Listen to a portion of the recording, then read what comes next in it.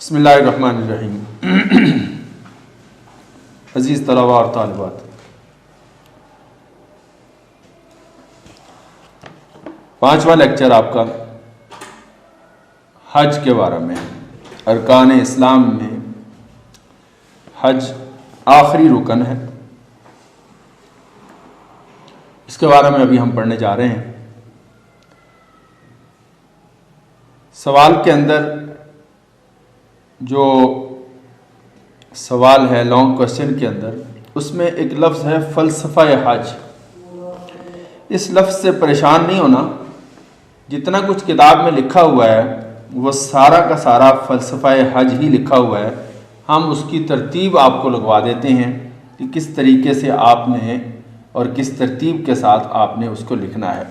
چند ہیڈنگ کا مزید اضافہ کر دیا جائے گا، ہوگا کتاب والا ہی، انشاءاللہ کتاب سے باہر کوشش کریں گے کہ نہ جائیں سوائے ایک دو باتوں کے، مثلا مفہوم ہمیں لکھوانا پڑے گا، اسی طرح کچھ اور باتیں لکھوانی پڑیں گی۔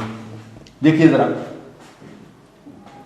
حج کا مفہوم لغوی معنی قصد یا ارادہ کرنا، اور اس کا اصطلاحی معنی ہے 8 ذی الحج سے لے کر 13 ذی الحج تک بیت اللہ کی زیارت کرنا اور تمام مناسک حج ادا کرنا، یہ حج کہلاتا ہے۔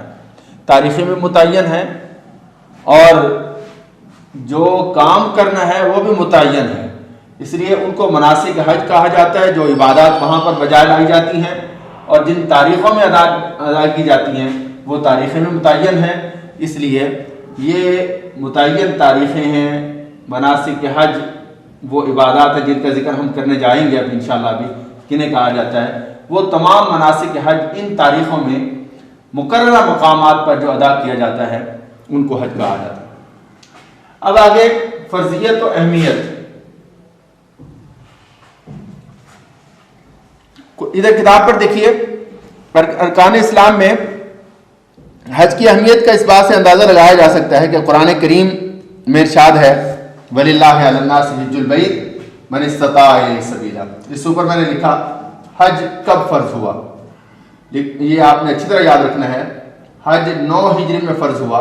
اسی طرح ایک بات اور بھی یاد رکھ لیں کہ نبی پاک صلی اللہ علیہ وسلم نے جو حج فرمایا ہے حجۃ الوداع کے نام سے، وہ 10 ہجری میں فرمایا ہے۔ حجۃ الوداع نبی پاک صلی اللہ علیہ وسلم کے حج کو، جو آپ صلی اللہ علیہ وسلم نے حج کے فرض ہونے کے بعد ادا فرمایا، وہ حجۃ الوداع بھی کہلاتا ہے، اور یہ آپ نے 10 ہجری میں ادا فرمایا ہے۔ 9 ہجری میں حج فرض ہوا ہے۔ ہر صاحب استطاعت مسلمان پر زندگی میں ایک بار فرض ہے، زندگی میں ایک بار فرض ہے۔ اب صاحب استطاعت کسے کہتے ہیں، اس کی میں نے تھوڑا سا یہ لکھا ہے اوپر، اس کو ذرا دیکھ لیں۔ صاحب استطاعت سے کیا مراد ہے، یہ سوال ہے۔ اس کا جواب یہ 3 لفظ ہیں: زاد راہ کا ہونا، تندرستی ہونا، اور راستے کا پرامن ہونا۔ یہ 3 باتیں ہوں تو صاحب استطاعت ہوگا۔ اب زاد راہ کیا ہے، اس کی تفصیل سن لیجئے۔ زاد راہ ضروریات زندگی جو آپ کے گھر کی ہیں، ان کو نکال کر گھر سے لے کر واپس گھر آنے تک جتنے اخراجات ہونے ہیں وہ تمام کے تمام آپ کے پاس موجود ہوں، ضروریات سے ہٹ کر، حتیٰ کہ جو جن کی کفالت ذمہ داری ہے، گھر کے اندر بچے ہیں، بیوی ہے، ان سب کی کفالت کے اوپر جو اخراجات، جتنے دنوں کے لیے جانا ہے، جتنے دن کا سفر ہے، اتنے دن اوسط کے حساب سے معلوم ہوتا ہے بندے کو کتنا خرچہ ہوتا ہے، تو اس کے حساب سے ان کے لیے بھی جو اخراجات کا بندوبست ہو تو وہ بھی زاد راہ کے اندر ہی شمار کیا جائے گا۔ دوسرے نمبر پر تندرستی، ایسی بیماری نہ ہو جس سے انسان سفر کرنے کی صلاحیت سے محروم ہو چکا ہو، اور تیسرے نمبر پر راستہ بھی پرامن ہو، یعنی کسی قسم کی رکاوٹ بھی نہ ہو، تو ایسا شخص صاحب استطاعت ہوگا، اور صاحب استطاعت پر حج فرض ہے۔ قرآن پاک میں ارشاد ہے وَلِلَّهِ عَلَى النَّاسِ حِجُّ الْبَيْتِ مَنِ اسْتَطَاعَ إِلَيْهِ سَبِيلًا۔ یہ سارا لکھنے کے بعد بے شک آیت لکھ لیجئے، یا پہلے آیت لکھ کر پھر صاحب استطاعت لکھ لیجئے۔ بہتر یہی ہے کہ صاحب استطاعت کا لفظ جو کہ آیا ہے اور اس آیت کے اندر آیا ہوا ہے، من استطاع الیہ سبیلا، تو صاحب استطاعت کو اس کے بعد لکھ کر پھر اگلی ہیڈنگ کو شروع کیجیے۔ آگے جی حج کا فلسفہ شروع ہونے جا رہا ہے۔ دیکھیے حج کا فلسفہ ہے کیا؟ اصل میں اللہ تعالیٰ بندے سے کیا چاہتے ہیں، یہی اصل میں فلسفہ ہے۔ اللہ تعالیٰ بندے کو اپنا بندہ بنانا چاہتے ہیں کہ وہ میرا بندہ بن کر رہے، اور جب انسان اللہ کی بندگی میں آتا ہے تو وہ اطاعت کے ساتھ مشروط ہوتی ہے۔ اللہ کی اطاعت جس قدر ہوگی اتنا ہی بندگی اس کی مضبوط ہوتی چلی جائے گی۔ تو بندہ اللہ کے حکم پورا کر کے، اللہ کی اطاعت کر کے ہی بندہ بنتا ہے، بندگی کر کے ہی بندہ بنتا ہے۔ اس لیے بندوں کو اللہ تعالیٰ فائدہ پہنچانا چاہتے ہیں، نقصان اللہ تعالیٰ نہیں چاہتے۔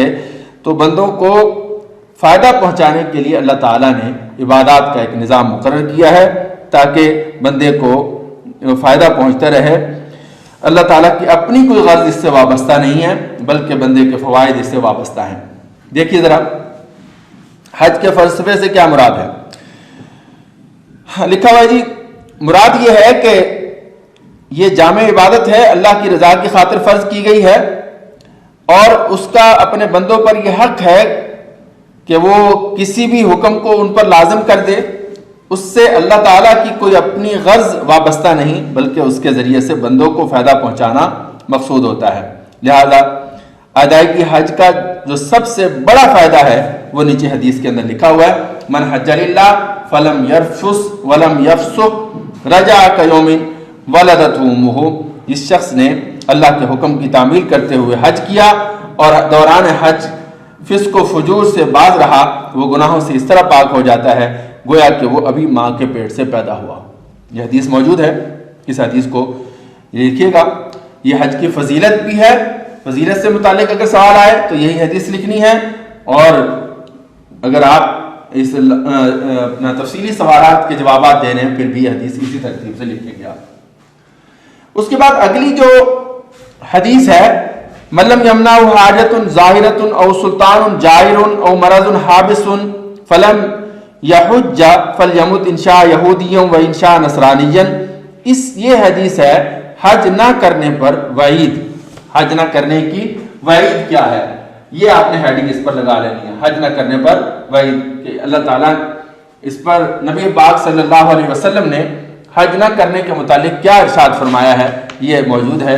نبی پاک صلی اللہ علیہ وسلم فرمایا کہ ایسا شخص جو ساری استطاعت اس کے پاس موجود ہے اور کسی قسم کی رکاوٹ نہیں ہے، حج نہیں کرتا، تو فرمایا انشاء یہودین اور انشاء نصرانین و انشاء نصرانین، فرمایا کہ چاہے وہ یہودی ہو کر مر جائے یا نصرانی ہو کر مر جائے، مسلمان ہو کر مرنے کی اس کو ضرورت نہیں ہے، کیونکہ اللہ کا حکم وہ پورا نہیں کر رہا۔ اس کے بعد اگلی جو ہیڈنگ ہے وہ جامعیت کے حوالے سے ہے۔ جامعیت کا مطلب یہ ہے کہ ساری کی ساری عبادات اس ایک عبادت کے اندر پائی جاتی ہیں۔ خود اگر عبادت نہیں تو اس عبادت کی روح اس عبادت کے اندر یعنی حج کے اندر موجود ہے۔ دیکھو ہر ایک مثلا نماز ہے، نماز سارے راستے میں نماز کا اہتمام تو کرنا ہی ہے، پورے سفر کے دوران آپ نے نماز کا اہتمام کرنا ہے، اور نماز کا جو سب سے بڑا فائدہ ہے وہ یہ ہے کہ اللہ تعالیٰ کا قرب نصیب ہوتا ہے، تو اس کے ذریعے قرب الہی نصیب ہوتا ہے۔ اور پھر چونکہ آپ کا مال خرچ ہوا ہے، زکوٰۃ میں بھی مال خرچ ہوتا ہے، تو یہ مشابہت زکوٰۃ کے ساتھ ہوگی، اور انسان نفسانی خواہشات پر قابو پاتا ہے، کچھ بشری تقاضے ہوتے ہیں ان سے بھی رک جاتا ہے احرام کی حالت کے اندر، تو اس سفر کے اندر تو یہ مشابہت ہو جاتی ہے روزے کے ساتھ۔ اور جو سفر کی مشکلات ہیں، صعوبتیں، یہاں پر لفظ لکھا ہوا ہے گھر سے دوری ہے، یہ اس کے اندر جہاد کا رنگ ہے، اس لیے اس کو جہاد کا بھی کہا جاتا ہے۔ اور عورتوں کے جہاد تو نبی پاک صلی اللہ علیہ وسلم نے فرمایا جہاد کن حج، فرمایا کہ تمہارا جو جہاد ہے وہ فرمایا کہ حج ہے، عورتوں کے متعلق فرمایا۔ تو اس لیے اس کا ادا کرنا، اور اس کے متعلق فرمایا کہ نبی پاک صلی اللہ علیہ وسلم کا ارشاد بھی ہم عائشہ نقل کر رہی ہیں، فرمایا کہ سب سے افضل جہاد حج مبرور یعنی مقبول ہے۔ اب حج مبرور اور حج مقبول کیا ہے، اس کی وضاحت بھی آپ ضرور کیجئے گا۔ حج مبرور سے کیا مراد ہے؟ یہ والا سوال میں نے یہاں پر لکھا ہوا ہے. حج مبرور کسے کہتے ہیں؟ حج مبرور بر سے ہے. بر کا معنی نیکی، یعنی ایسا حج جو گناہوں سے پاک ہو. تو گناہوں سے پاک کیسے ہو سکتا ہے بندہ؟ کہ گناہوں سے توبہ کرے، استغفار کرے، اور مناسک کے حج کی مکمل آداب کے ساتھ ادائیگی ہو، ممنوعات احرام سے اجتناب ہو، ریا، نمود، حرام مال سے پرہیز ہو، حلال مال کے ساتھ حج کیا ہو، تو یہ حج مبرور ہوگا. اور جب حج مبرور ہوگا تو یہی اللہ کے ہاں قبول ہو جائے گا. تمام آداب کی جب رعایت رکھی گئی ہوگی تو اللہ تعالیٰ سے امید ہے کہ اللہ تعالیٰ اس حج کو قبول فرما لیں گے، اور یہی حج مبرور یعنی مقبول ہو جائے گا. اس کی وضاحت بھی آ گئی. اس کے بعد اب ہم چلتے ہیں زائرین کعبہ کی کیفیات کی طرف. قلبی کیفیات. یہاں پر ایک چھوٹی سی ہیڈنگ کا اضافہ کر لیں، مناسک حج. زائرین کعبہ کی کیفیات میں آپ یہ لکھ لیں مناسک حج،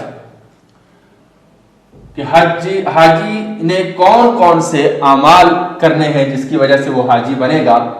سب سے پہلا کام تو اس نے اپنے جسم پر، جو مرد کے لیے جو اس نے سلے ہوئے کپڑے پہنے ہوئے ہیں، اس کی جگہ پر 2 ان سلی چادروں کو زیب تن کرنا ہے.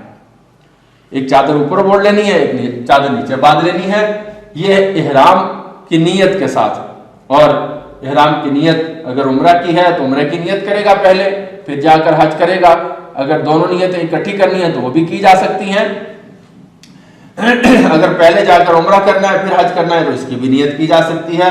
دونوں کی اپنی اپنی جگہ. اگر صرف حج کی نیت کرنی ہے تو وہ بھی کی جا سکتی ہے. تو بہرحال احرام باندھتے ہوئے وہ نیت کی جاتی ہے، 2 انسلی چادریں پہنی جاتی ہیں. اس کے بعد تلبیہ پکارا جاتا ہے. تلبیہ پورا کا پورا کتابوں میں لکھا ہوا مل جاتا ہے، اور آپ نے یاد بھی کیا ہوگا. لبیک اللہم لبیک لبیک لا شریک لک لبیک ان الحمد والنعمت لک والملک لا شریک لک.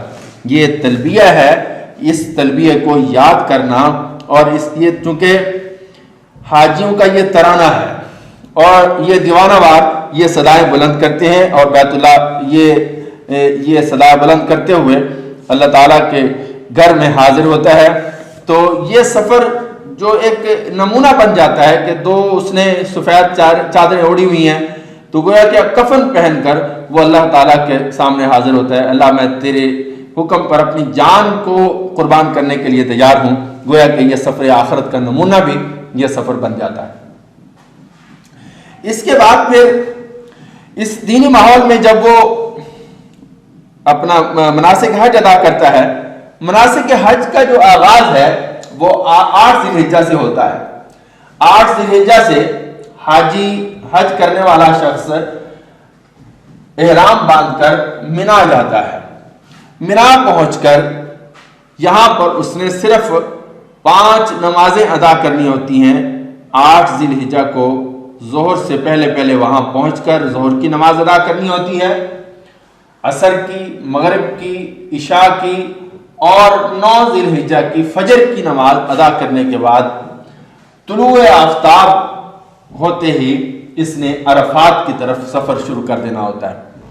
عرفات کے میدان میں جب یہ پہنچتا ہے تو وہاں پر اس کو کیا یاد رکھنا ہوتا ہے وہ یہ کتاب پر لکھا ہوا ہے. دیکھیے ذرا کتاب پر. میدان عرفات میں قیام کے دوران اسے کیا بشارت یاد آتی ہے جس میں اللہ تعالیٰ نے دین اسلام کی صورت میں مسلمانوں پر اپنی نعمت کی تکمیل کا ذکر کرتے ہوئے فرمایا تھا، الیوم اکملت لکم دینکم واتممت علیکم نعمتی ورضیت لکم الاسلام دینا. یہ وہ نعمت ہے جو اس کو دین کی تکمیل کی شکل میں، اور اس اعلان جو نبی پاک صلی اللہ علیہ وسلم نے فرمایا تھا وہ، اور نبی پاک صلی اللہ علیہ وسلم کا خطبہ مبارک جو آپ نے اپنے اس مقام پر دیا تھا، اس سارے منظر کو سامنے رکھ کر پھر اللہ تعالیٰ کے حضور اللہ کا شکر بھی ادا کرتا ہے اور اللہ تعالیٰ سے اپنے گناہوں کی معافی بھی مانگتا ہے. یہ ساری باتیں اسے یاد آتی ہیں، اور پھر اس کو یہ بھی یاد آتا ہے کہ اللہ کے نبی نے آخر وقت میں آخری حج کے موقع پر کیا ارشاد فرمایا تھا کہ کن کن چیزوں کو مضبوطی سے پکڑنا ہے، قرآن کو اور حدیث کو مضبوطی سے تھامے رہنا. اور اس کے علاوہ جو حضرت ابراہیم علیہ السلام کی بے مثال قربانیاں ہیں وہ بھی سامنے آتی ہیں. وہ سوچتا ہے کہ جملہ قربانیوں کے مقابلہ میں نفس کی چھوٹی موٹی خواہشات کی قربانی کی کیا حقیقت ہے. میرا تو جینا مرنا سب اللہ کے لیے ہے. اس کے لبوں پر یہ کلمات ہوتے ہیں قُلْ إِنَّ صَلَاتِي وَنُسُكِي وَمَحْيَايَ وَمَمَاتِي لِلَّهِ رَبِّ الْعَالَمِينَ لَا شَرِيكَ لَهُ وَبِذَلِكَ أُمِرْتُ وَأَنَا أَوَّلُ الْمُسْلِمِينَ. اس کا ترجمہ بھی لکھا ہوا ہے. اس کے بعد پھر عرفات کے میدان میں یہ اس نے پہنچ کر طلوع آفتاب کے بعد سے لے کر غروب آفتاب تک وہاں رہنا ہوتا ہے. غروب آفتاب ہوتے ہی کچھ اندھیرا جب ہو جائے تو اس کے بعد پھر وہاں سے واپسی کا سفر شروع کرنا ہوتا ہے. اور مزدلفہ میں رات درمیان میں منا اور عرفات کے درمیان ایک جگہ ہے مزدلفہ, یہاں پر اس نے قیام کرنا ہوتا ہے. مغرب اور عشاء کی نماز اکٹھی نمازیں ادا کر کے مغربین جسے کہتے ہیں وہ ادا کر کے پھر اس کے بعد اس نے رات کو یہیں پر قیام کرنا ہے. یہاں سے اس نے صبح ہوتے ہی نماز پڑھ کے وہاں سے کنکریاں لینی ہیں. کنکریاں جو آگے جمرات کی رمی کے طور پر کام آئیں گی, اور وہ لے کر یہ واپس مینا کے اندر پہنچے گا 10 ذی الحجہ کو. پہلے ایک جو جمرہ عقبہ آخری جو جمرہ ہے جہاں پر شیطان کو کنکریاں ماری جاتی ہیں اس کو رمی جمرات کہتے ہیں. رمی جمرات کہتے ہیں شیطان کو کنکریاں مارنا, اور کس نیت سے مارنا یہ یہاں پر لکھا ہوا ہے. اس عزم کے ساتھ اپنے ازلی دشمن شیطان کو کنکریاں مارتا ہے کہ اب اگر یہ میرے اور میرے اللہ کے درمیان حائل ہونے کی کوشش کرے گا تو میں اسے پہچاننے میں غلطی نہیں کروں گا, بلکہ میں اس کی مخالفت کروں گا, اور یہ میرا دشمن ہے اور میں اس دشمن کی مخالفت کے اندر ہمیشہ کمر بستہ رہوں گا. اچھا, جب یہ کرنے کے بعد پھر اس نے قربانی کرنی ہوتی ہے. قربانی جانور ذبح کرنا ہوتا ہے. ذبح کرنے کے بعد پھر اس نے جو مرد ہیں وہ حلق یا قصر کرواتے ہیں. حلق کہتے ہیں ٹینڈ کروانے کو, اور قصر کہتے ہیں سارے بالوں کا ایک حصہ جو ہے وہ کاٹا جاتا ہے تو اس کو قصر کہا جاتا ہے. عورتیں بھی قصر کرواتی ہیں. تو یہ اس کے بعد پھر بیت اللہ کی طرف روانگی ہوتی ہے, اور یہاں آ کر طواف زیارت اور سعی کی جاتی ہے, جس کا تذکرہ پھر آپ کے سامنے موجود ہے. طواف زیارت جب بیت اللہ کے سامنے آتا ہے یہاں سے طواف زیارت شروع ہو جائے گا. اوپر مقام منا میں وہ اس عزم کے ساتھ ازلی دشمن شیطان کو کنکریاں مارتا ہے. یہاں پر آپ رمی جمرات لکھ لیں, رمی جمرات, یہ والا لفظ رمی جمرات, ٹھیک ہے. اور جب وہ بیت اللہ کے سامنے پہنچتا ہے یہاں پر طواف زیارت کا لفظ لکھ لیں. طواف زیارت, یہاں ایک زیارت کا لفظ ضرور لکھ لیں, کیونکہ یہاں پر طواف جس کیا جاتا ہے اس کا نام طواف زیارت ہے. طواف زیارت کے بعد پھر سعی بھی کرنی ہوتی ہے, اور سعی کہتے ہیں بچوں صفا مروہ کے درمیان 7 چکر لگانے کو. طواف کا بھی آپ کو معلوم ہے کہ کسے کہتے ہیں, بتانے کی ضرورت ہے تو اس کا بھی بتا دیتا ہوں. بیت اللہ کے ارد گرد 7 چکر لگائے جاتے ہیں, اس کو کہتے ہیں طواف. اور صفا اور مروہ 2 پہاڑیوں کے نام ہیں. ان پہاڑیوں کے درمیان 7 چکر لگانے کو کیا کہتے ہیں, سعی. تو یہ طواف زیارت کی جاتی ہے اور سعی کی جاتی ہے. پھر واپس منا میں آیا جاتا ہے. منا میں آ کر ان ایام میں 11 12 13 کو یہاں پر شیطان کو کنکریاں مارنی ہوتی ہیں. تینوں شیطان, چھوٹا بڑا پھر اس کے بعد اس سے بڑا, یہ درمیانے والا اس کے بعد 3 شیطان وہاں پر موجود ہیں. تو وہاں پر نشان موجود ہیں. خود شیطان تو اس دن وہ اس عمل سے بڑا پریشان ہوتا ہے مسلمانوں کے, تو اصل میں اس کو پریشان ہی کرنا ہوتا ہے. اصل میں سنت ابراہیمی ادا کرنا ہوتی ہے جو اس وقت یاد رکھی جاتی ہے. اس کے بعد پھر نیچے دعا لکھی ہوئی ہے, اس کو اسی طرح یاد کر لیجئے گا. فوائد کا تذکرہ. فوائد کون کون سے ہیں دیکھیے. پہلا فائدہ یاد الہی اور اللہ تعالیٰ کا قرب. یاد الہی اور تقرب, یہ یہاں پر پہلی ہیڈنگ یہ لگا لیجئے. فوائد کے اندر یہ لگا لیجئے, میں اوپر لکھ دیتا ہوں کہیں پر, یہاں سے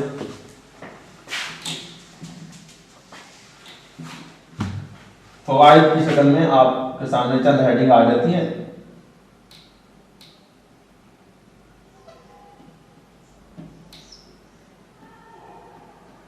فوائد, پہلی ہیڈنگ یاد الہی, اور تقرب الہی۔ ویسے تو اللہ تعالیٰ کی ہر عبادت سے اللہ کا قرب نصیب ہوتا ہے، اس عبادت سے بھی اللہ کا قرب بھی نصیب ہوگا۔ تو پہلی نمبر 1 پہ آپ نے یہ یاد الہی اور تقرب الہی لکھ لینا۔ اس کے بعد اسی کے اندر آپ کو آگے چل کر نیچے دوسری لائن میں دنیا کے مختلف علاقوں سے آنے والے افراد حج کی برکت سے گناہوں سے بھی پاک ہو جاتے ہیں۔ تو دوسرے نمبر پر گناہوں سے پاک ہونا، اس میں آپ وہ حدیث بھی نقل کر سکتے ہیں جو شروع میں آپ لکھ کے آئے ہیں، یاد کر کے آئے ہیں، من حج للہ فلم یرفث ولم یفسق، جو شروع میں پہلے نمبر پر پہلی آیت کے بعد جو حدیث لکھی ہوئی ہے صفحہ نمبر 28 پہ، من حج للہ فلم یرفث، یہ والی حدیث بھی آپ اس میں لکھ سکتے ہیں۔ اس کے بعد تیسرے نمبر پر جو ہیڈنگ ہے ماحول کی اصلاح، ماحول کی اصلاح، یہ ہیڈنگ لگا لیں۔ ماحول کی اصلاح کا سبب بھی بنتا ہے یہ اجتماع۔ یہ کہاں سے لکھیں گے؟ یہ لوگ اپنے ساتھ ایمان اور تقوی کی پاکیزگی کی جو دولت لے کر لوٹتے ہیں اس سے ماحول کے اصلاح کا بھی سبب ہوتی ہے، یہ اس سے ماحول کی اصلاح کا سبب بھی بن جاتی ہے۔ یہ 3 فائدے، اور نیچے نمبر 2 کے اندر دوسرا فائدہ جو لکھا ہوا ہے کہ عظیم الشان اجتماع ملت اسلامیہ کی شان و شوکت کا آئینہ دار ہوتا ہے۔ تو ملت اسلامیہ کی شان و شوکت، یہی ہیڈنگ لگا لیں، ملت اسلامیہ کی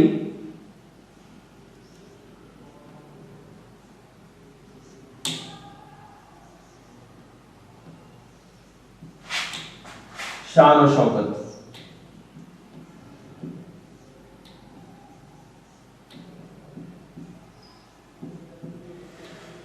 یہ چوتھی ہیڈنگ یہ لگا لیں، اور نیچے پھر ایک اور بھی لگا سکتے ہیں، باہمی محبت بھی لگا سکتے ہیں، مساوات بھی لگا سکتے ہیں، اور نیچے نمبر 3 پہ تجارتی اور اقتصادی فائدہ، نمبر 3 پر آپ تجارتی اور اقتصادی فائدہ یہ ہیڈنگ لگا دیں، تجارتی اور اقتصادی فائدہ، یہ بھی ایک فائدہ ہے فوائد کے اندر، تجارتی اور اقتصادی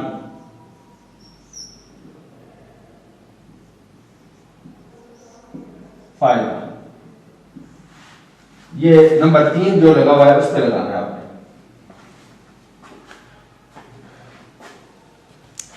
تو چونکہ مختلف ممالک سے آنے والے حجاج خرید و فروخت کرتے ہیں تو اس سے معاشی نفع بھی ہوتا ہے، تو اس سے تجارتی اور اقتصادی فائدہ بھی حاصل ہوتا ہے۔ نیچے حج مقبول کا جو نتیجہ ہے وہ لکھا ہوا ہے۔